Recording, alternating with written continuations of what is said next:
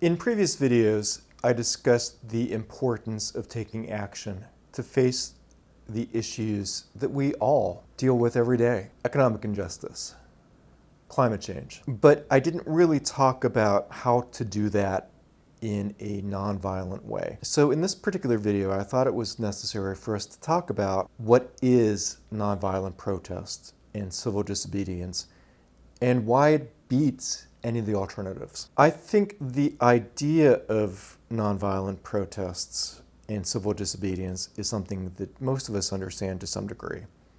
It's the practices put in place by people like Gandhi and Martin Luther King Jr. in the United States. The idea that you are willing to die for your beliefs, but not kill for them or hurt others is an important distinction to make in comparison to what the other side is doing. Beating people's heads in, driving through crowds of protesters. Not only are those actions immoral, but they just make the adherents who commit those crimes, who commit those atrocities, look worse. It doesn't add to their argument.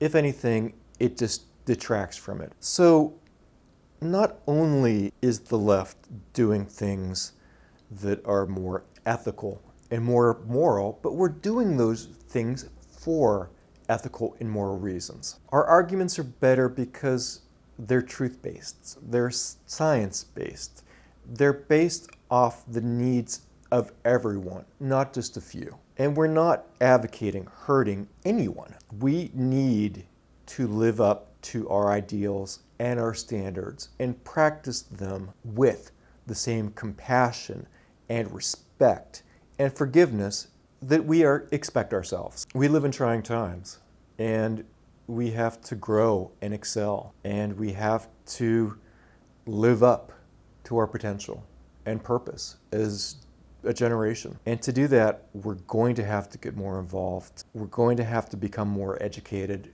to what's going on around us outside of our own lives. And that means we'll have to do more protests and run for office and support like candidates and inform others as to what the real truth is, because some people are denying the truth and some people might not know the difference. To accomplish our goals, we're going to have to practice things like peaceful, nonviolent protests and civil disobedience in legal ways. Let me know what your thoughts are below, and if you appreciate this type of video, please subscribe.